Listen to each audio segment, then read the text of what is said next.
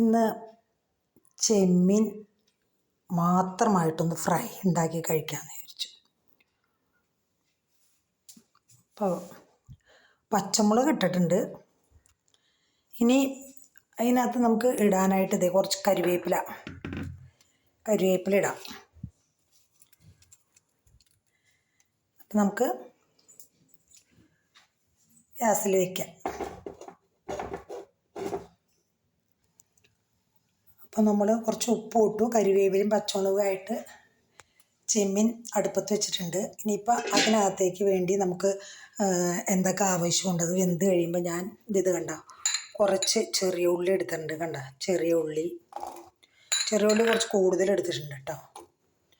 അതുപോലെ തന്നെ അതെ ഉണക്കമുളക്, ഞാൻ മുളക് പൊടിയും പച്ചമുളകൊന്നും എടുത്തില്ല, ഉണക്കമുളക് എടുത്തിരിക്കണം, അതെടുത്തു. ഒരു 4-5 അല്ലി വെളുത്തുള്ളി എടുത്തിട്ടുണ്ട്. പിന്നെ ഇഞ്ചി, ഇത്ര സാധനം. ഇതെല്ലാം കൂടി നമ്മുടെ ഈ ജാറിൽ വെച്ച് പതുക്കനൊന്ന് ക്രഷ് ചെയ്യുക. പതുക്കെ ഒറ്റ ക്രഷ് അത് മതി. ഒറ്റ റൗണ്ട് അടിക്കുക, അധികം വേണ്ട. ഓക്കെ, ഒരു ക്രഷ് ആയപ്പോഴത്തേക്ക് ഇത് കണ്ട ഇങ്ങനെ ഒന്ന് ചതഞ്ഞാൽ മതി. അപ്പോൾ ഈ ഉണക്കമുളകും ചെറിയ ഉള്ളിയുമാണ് ഏറ്റവും ടേസ്റ്റ് വരുന്ന സംഭവം. അപ്പം നമുക്ക് നമ്മുടെ ചെമ്മീൻ വേവണ സമയം കൊണ്ട് ഞാൻ ഇതൊക്കെ ഒന്ന് റെഡിയാക്കി വെച്ചതാണ്. അപ്പം അത് വെന്ത് വരുമ്പോഴേക്കും നമുക്ക് ഇതൊക്കെ റെഡിയാക്കിയാൽ ഫ്രൈ ചെയ്യാമല്ലോ. കുറേ ദിവസങ്ങളായി ചെമ്മീൻ വേറെ എന്തിൻ്റെങ്കിലും കൂടെ ഇട്ട് ചെയ്യുന്നല്ലാതെ ചെമ്മീൻ മാത്രമായിട്ട് നമ്മളങ്ങനെ ചെയ്യാറില്ല. അപ്പം ഇന്നിപ്പോൾ ചേട്ടൻ പറഞ്ഞു നമുക്ക് ചെമ്മീൻ മാത്രം ഒന്ന് എനിക്കങ്ങനെ ചെയ്ത് റോസ്റ്റാക്കി തരുമോ എന്ന് ചോദിച്ചു. ഇപ്പോൾ ശരി ചെയ്യാമെന്ന് വിചാരിച്ചു. അങ്ങനെ ഇന്നിപ്പോൾ അങ്ങനെ വച്ചിരിക്കുകയാണ്. നമ്മുടെ ചെമ്മീൻ തിളച്ച് കാണുകയിരിക്കും. പതുക്കെ തിളയ്ക്കാൻ തുടങ്ങണുള്ളൂ. നല്ലോണം തിളച്ച് വെള്ളം വറ്റിയതിന് ശേഷം നമുക്ക് ഇത് ഫ്രൈ ആക്കി എടുക്കാം.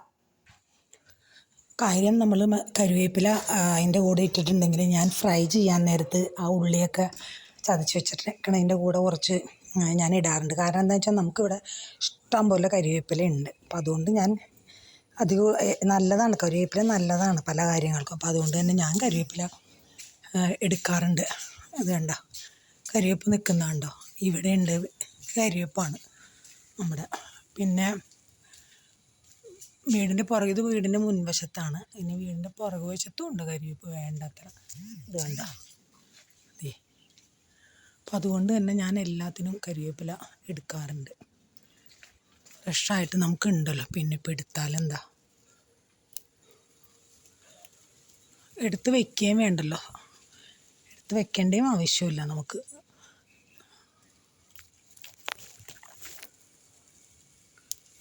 അധികം എടുത്ത് വെച്ചാലും വെറുതെ വാടിപ്പോകും. അതുകൊണ്ട് ഞാനങ്ങനെ അധികം എടുക്കാറുള്ളത്.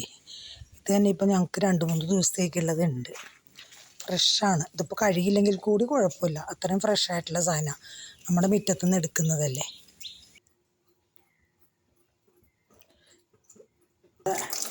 ഇവിടെ നിൽക്കണതാണെങ്കിൽ കൂടി ഞാനൊന്ന് കഴുകിയിട്ട് ഞാൻ ഉള്ളിയൊക്കെ ചതച്ച് വെച്ചതിൻ്റെ ഒപ്പം തന്നെ വെക്കുകയാണ്. അപ്പം നമുക്ക് ഫ്രൈ ചെയ്യാൻ നേരത്തെ ഇത് ഒരുമിച്ച് അങ്ങ് ഫ്രൈ ആക്കിയാൽ മതി.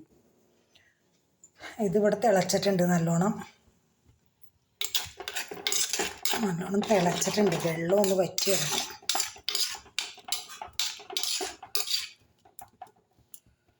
ചട്ടിയിൽ തന്നെ മീനൊക്കെ വെക്കണത്. ഇത് കണ്ട കറിച്ചട്ടി, ചെറിയ ചട്ടി, ഇങ്ങനെയുള്ള മെഴുക്കുവരട്ടി ഉണ്ടാക്കാൻ വേണ്ടി മാത്രം ഉപയോഗിക്കുന്ന ചട്ടിയാണ്. ബാക്കിയുള്ളത് ഇത് കണ്ടോ, ഞാൻ ഇതുപോലെ പ്ലാസ്റ്റിക് കവറിലാക്കി ഫ്രിഡ്ജിൽ വെച്ച് കഴിഞ്ഞാൽ ഇരുന്നോളും. നമ്മുടെ ചീനച്ചട്ടി വെച്ച് എണ്ണ ഒഴിച്ചിട്ടുണ്ട്. ഇവിടെ ഏകദേശം വെന്ത് തുടങ്ങിയിട്ടുണ്ട് ചെമ്മീൻ.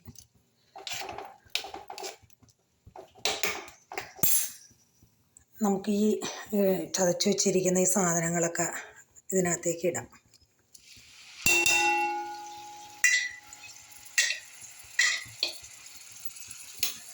ഞാൻ ഇനി ഇതിനകത്ത് മുളക് പൊടിയൊന്നും ഇടില്ല കേട്ടോ. ഇനി ഇതിനകത്ത് ഞാൻ കുറച്ച് മഞ്ഞൾപ്പൊടി മാത്രം ഇടുള്ളൂ.